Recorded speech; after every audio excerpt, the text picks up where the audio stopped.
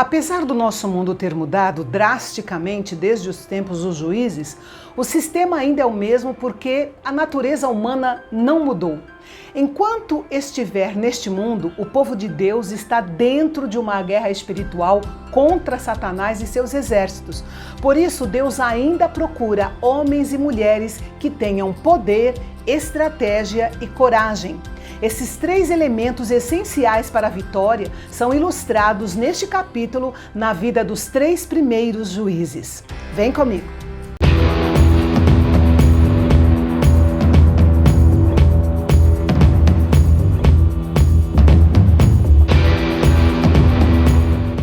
Deus permitiu que as nações cananeias permanecessem morando em Canaã porque Israel não foi fiel em expulsá-las.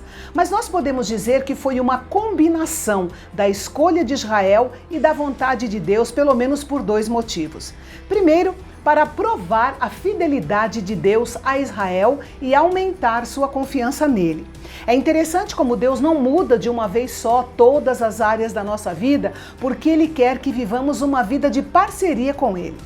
E um segundo motivo foi para que as novas gerações fossem treinadas para a guerra, uma vez que dali em diante Israel viveria em um ambiente hostil durante a maior parte da sua história por causa das pressões dos pequenos e grandes reinos à sua volta.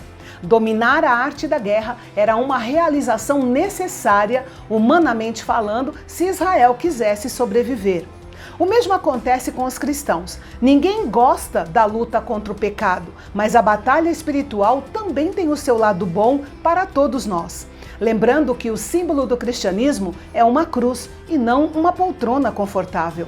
Se o povo de Israel fosse obediente à palavra de Deus, as outras nações não os influenciariam e eles se tornariam fortes o suficiente para expulsar completamente os seus inimigos. Mas, infelizmente, não foi isso que aconteceu. A Bíblia diz que eles se uniram com os outros povos através de casamentos e esse envolvimento os levou à adoração das divindades pagãs Baal e Astarote. E aqui nós lembramos que Jesus nos disse que para segui-lo seria preciso abandonar as coisas que mais amamos. E muitas vezes um romance ímpio se enquadra exatamente nessa categoria. Como Israel não queria servir a Deus, então ele permitiu que eles fossem subjugados por um rei pagão, Cuxã-Risataim, rei da Mesopotâmia, e isso por um período de 8 anos.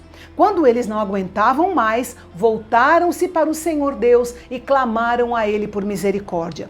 E então o Senhor levantou um libertador, Otiniel, da tribo de Judá, genro do grande herói Calebe e marido de uma mulher virtuosa chamada Axa. Nós não sabemos muito sobre Otiniel, mas o que está registrado é o suficiente. O Espírito Santo veio sobre ele e o capacitou para o trabalho que Deus o chamou a fazer, que era libertar o povo. Um acontecimento recorrente que vamos notar ao longo do livro de Juízes é que o Espírito Santo vem pontualmente sobre aqueles que são escolhidos por Deus para libertar o povo. Mas desde o dia de Pentecoste, o Espírito Santo foi derramado de forma permanente sobre a igreja. E desde então, esse tem sido um privilégio de todo discípulo de Cristo.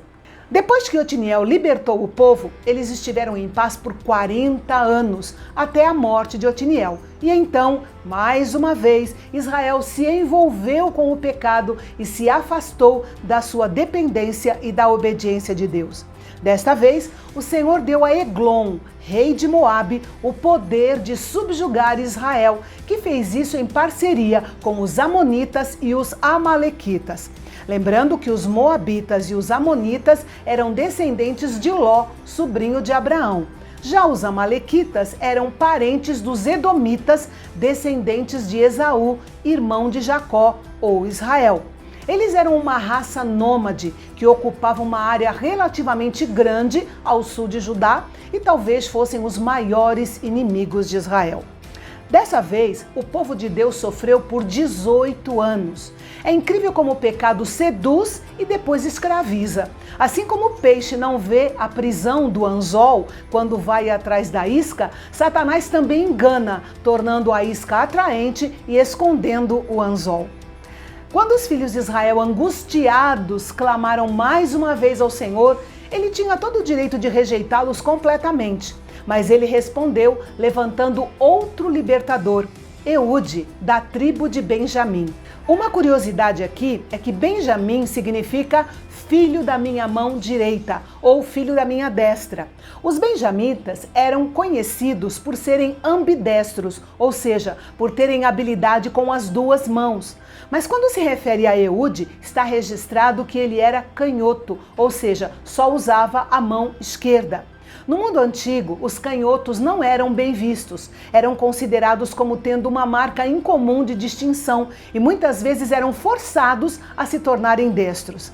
Mas Eude, justamente por ser canhoto, pôde elaborar seu plano de eliminar Eglon, rei de Moabe, sem levantar qualquer suspeita. Ele foi até o palácio de verão do rei Eglon como um mensageiro levando um tributo. Escondido na sua coxa direita, ele levava uma adaga de 2 gumes, que é um pouco maior e mais larga do que um punhal. Depois de entregar o tributo, ele disse ao rei: "Eu tenho uma mensagem de Deus para lhe entregar." Em certo sentido, Eude disse a verdade. A mensagem estava na atitude que se seguiria. Aqueles que oprimem o povo de Deus tocam na menina dos seus olhos e serão julgados por isso. O rei então levou Eude para a sala superior do palácio. Como a maioria dos homens lutava com a mão direita, não se esperava que um homem usasse a mão esquerda para manejar uma arma. Isso mostra a astúcia de Eude, que matou o rei e escapou. Depois, Eude convocou os homens de Israel para segui-lo em batalha, porque o Senhor havia entregado os inimigos em suas mãos. Eles lutaram contra os moabitas, os venceram e a terra descansou por 80 anos. Esse foi o período mais longo de paz e liberdade que Israel teve durante o período dos juízes. Eude é um exemplo de como, no Senhor, um homem pode fazer a diferença junto com aqueles que Deus coloca ao seu lado para ajudá-lo. O capítulo termina mencionando o terceiro juiz, Sangar. Sangar é um dos 6 indivíduos que chamamos de juízes menores, porque não se escreve muito sobre eles. Isso não tira a importância do trabalho que eles fizeram para Deus. Como é mencionado que ele era filho de Anate, provavelmente ele era da cidade de Bet-Anate, na tribo de Naftali. A grande realização de Sangar foi que ele matou 600 filisteus com uma aguilhada de bois. Uma aguilhada de bois era uma vara de mais ou menos 2,5 metros de comprimento, com uma extremidade pontiaguda para cutucar o boi e a outra extremidade era como uma pá para raspar a sujeira do arado. Não havia nada de espetacular em uma aguilhada de bois, mas Deus pode usar e quer usar o que estiver em nossas mãos. Quando foi convocado por Deus, Sangar pegou o que estava em sua mão e resgatou o povo de Deus dos seus inimigos filisteus. O fato de ter apenas um versículo descrevendo esse feito heróico de Sangar pode ser por 2 motivos. Ou era porque a sua história era muito conhecida, ou ele pode não ter sido um juiz segundo o padrão comum, mas apenas um guerreiro que fez um ato pontual contra os filisteus em favor do povo de Israel. E o nosso próximo capítulo é o capítulo das mulheres. Num mundo protagonizado praticamente por homens, 2 mulheres se destacam como heroínas na história de Israel no tempo dos juízes. Vamos falar sobre elas amanhã, aqui no canal Bendito. Não perca! Até lá!